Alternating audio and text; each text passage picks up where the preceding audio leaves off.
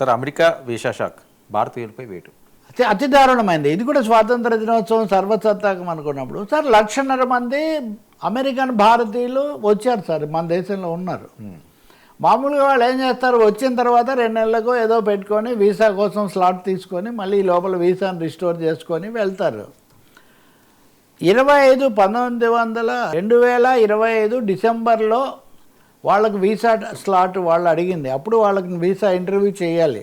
అప్పటికే ట్రంప్ గారి అల్లకల్లోలము వీటన్నిటి మధ్యలో 2025 డిసెంబర్లో వాళ్ళ వీసా ఇంటర్వ్యూలు వాయిదా వేశాడు ఆయన. అక్కడ అనేక చర్యలు తీసుకోవడంతో పాటు ఆ తర్వాత ఇప్పుడు జనవరి వచ్చింది, ఇప్పటివరకు కూడా జరగలేదు. కనీసం మార్చిలోనే జరుగుతాయని వాళ్ళు ఆశపడుతూ వచ్చారు.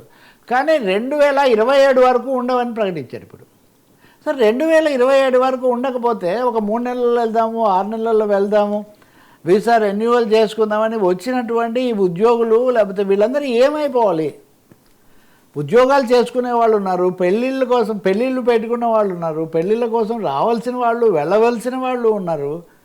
అలాగే ఆ కంపెనీలకు సంబంధించిన ఉత్పత్తులు, కమిట్మెంట్స్ కూడా ఉన్నాయి. ఈ సమయంలో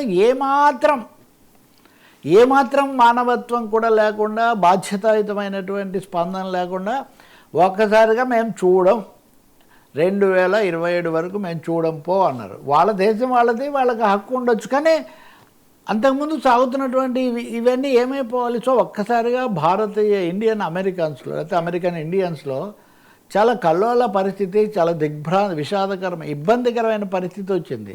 కొంతమంది అయితే మా అమ్మకు ఆరోగ్యం బాగాలేదు, వెళ్ళాలి, ఇట్లా పెట్టుకుంటే ఒక్కసారిగా ఇప్పుడు ఏం చేయాలి అసలు? ట్రంప్ ఎవరి మాట వింటాడు? పైగా ఎవరు చెప్పగలరు? ఉద్యోగాలు అవి ఉండడం కూడా కష్టమే కదా. ఇప్పుడు ఆ కంపెనీలు ఏం చేస్తాయి?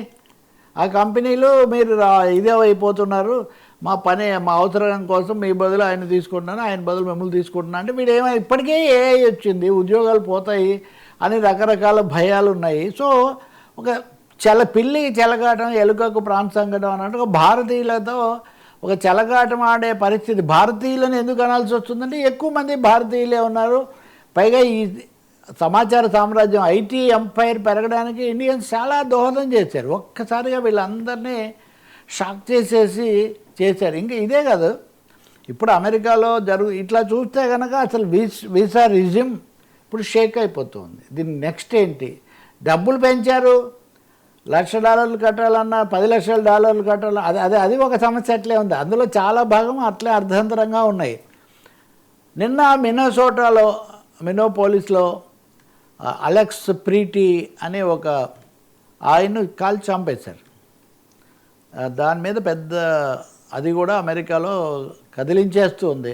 ఎందుకు చంపారా అంటే ఆ తుపాకీ పట్టుకున్నాడు, ఆత్మరక్షణ. కానీ అతను తుపాకీ పట్టుకోవాలి, పాపం ఫోన్ ఇట్లా పట్టుకున్నాడు, అతన్ని కాల్చి చంపేశారు. మొత్తం అక్కడ నిరసన ప్రదర్శనలు వీటన్నిటితో అట్టుడిగిపోతుంది. అక్కడ డెమోక్రాట్స్ కూడా ఎక్కువగా ఉన్నారు, వాళ్ళు కూడా ఆందోళన చేస్తున్నారు. మీరు కల్పితంగా చంపింది కాక దాని మీద ఇలాంటి కథలు కూడా ప్రసారం చేస్తారా అని. సో ఇండియన్ అమెరికన్సే కాదు, వలస వచ్చిన వాళ్ళు, అక్కడ పనిచేస్తున్న వాళ్ళు, అంతకుముందు సెటిల్ అయిన వాళ్ళందరినీ అన్సెటిల్ చేస్తున్న ఒక పరిస్థితి. ఇది కొంతమందికి అతిశయోక్తి అనొచ్చు, అంటే బాగా స్థిరపడి ఇంకా పర్వాలేదు అనుకున్న వాళ్ళకి ఏమి ఉండదు. కానీ చదువుకోవడానికి వెళ్ళిన వాళ్ళు 6 లక్షలు ఉన్నారు. ఇది భారతదేశం నుంచి చదువుకోవడానికి వెళ్ళే వాళ్ళు 6 లక్షలు ఉంటారు. సో డిసెంబర్లో చాలా చలి ఎక్కువగా ఉంటుంది కాబట్టి డిసెంబర్లో వచ్చి ఫిబ్రవరిలో వెళ్తుంటారు వీళ్ళంతా ఇప్పుడు త్రిశంకు నరకంలో పడిపోయారు. కాబట్టి మనం మరి అది కూడా ఒక దేశంగా మరి మనం వాళ్ళతో మాట్లాడి మోదీ గారికి చాలా స్నేహం ఇవన్నీ అన్నారు, ఆయన్నే ముప్పు తిప్పలు పెట్టారు, ఇంకా చాలా పరిణామాలు ఉన్నాయనుకోండి. కాబట్టి ఈ సమయంలో దేశ ప్రయోజనాలు, భారతీయుల ప్రయోజనాలు కాపాడుకోవటం కూడా ఒక పెద్ద సవాల్గా ఉంది.